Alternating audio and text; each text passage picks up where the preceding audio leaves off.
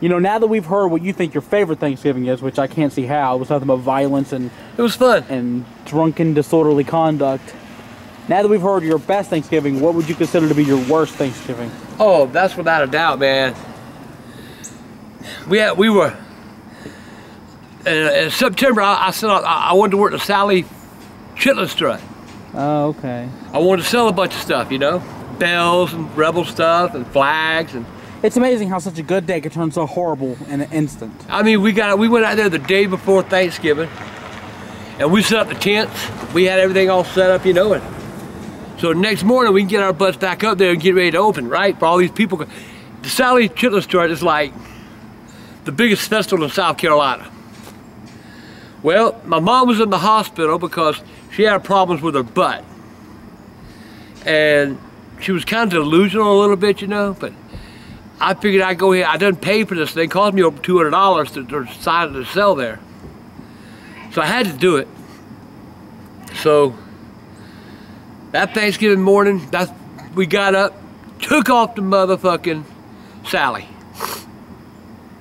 Set up real good, you know, we were selling everything. And I mean the best day we've ever had selling in our lives.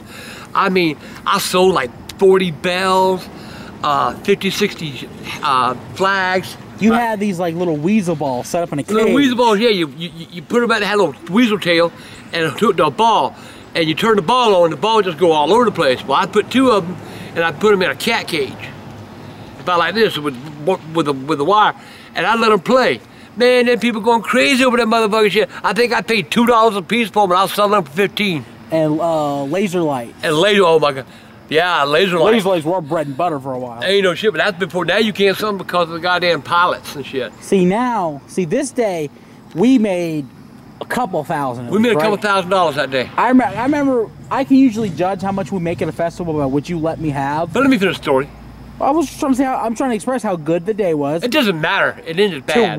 That's what I'm saying. It was total polar opposites to how it began. Isn't that where I got you the alligator tail to eat? Yes, you did. Your first taste of alligator tail? And you tried to make me eat chitlin. Yeah, the chitlins. Oh, bleh. Anyway, we were working along, you know, along about 2:30 in the afternoon. I had an old track phone because you had to pay for the minutes, you know. Well, my phone rang, and we were busy, so I didn't answer it.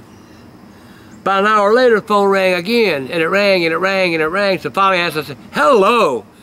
Got a voice on the other side, said, Mr. Green? I said, yeah. This is Dr. Joyner from Lexington County Hospital. I'm your mother's doctor. I said, yeah, that doc, what's up? How's mama doing? He said, well, Mr. Green, we need to talk. I said, what we need to talk about, doc? What's going on with mama?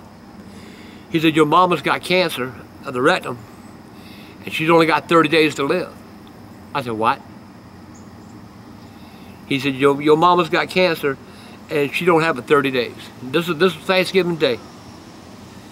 I said, Jesus fucking Christ. I said, Doc, I'll be there in 2 hours.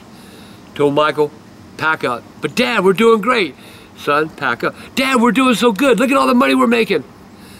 Pack up. So, broke down. The guy at the festival come up and said, where you think you going? The festival ain't over yet. I said, I just got a phone call from my doctor. My mama's only got 30 days to live. I need to get to the hospital.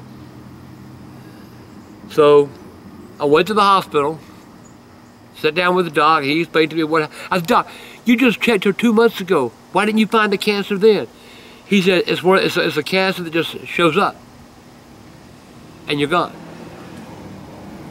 And my sister was there. I tell you, my mama was so delusional.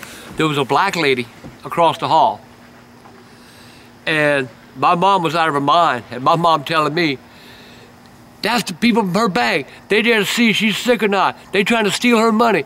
She said, go over there and talk, go over there and tell them ends to and she was using the N-word, right? I said, Mama, don't be saying that around here, you know. And she just wouldn't stop. So finally I went to the door and I looked at the gentleman, he was standing at the door, and he gave me kind of a dirty look.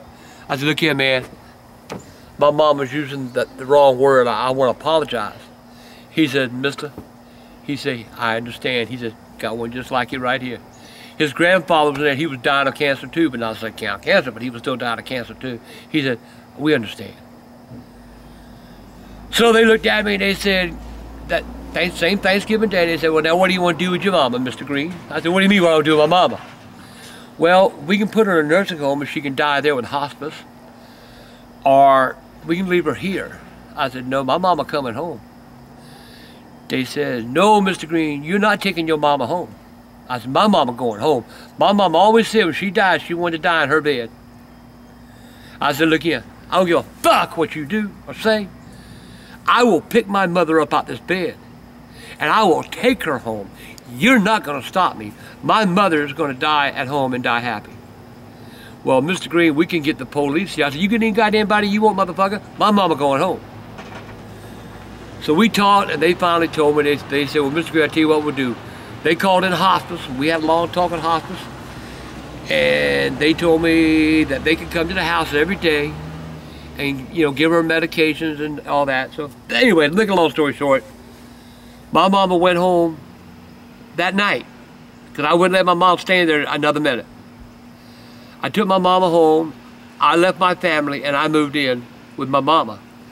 The next day, I moved my family in with my mama. We had a house right down the street, but my mom was more important than that Thanksgiving. And I'll cover this more in December, but exactly 30 days from the time they told us she had cancer and that she was going to die, she passed away Christmas morning. She wanted to make it till Christmas, and she did. But that's another story that I'm going to tell during this month on how it was with Mama during the 30 days. A lot of y'all will relate to it. If you don't relate to it, you'll know what to look for if it ever happens to you. So that was my worst Thanksgiving ever, Mike. Are you done now?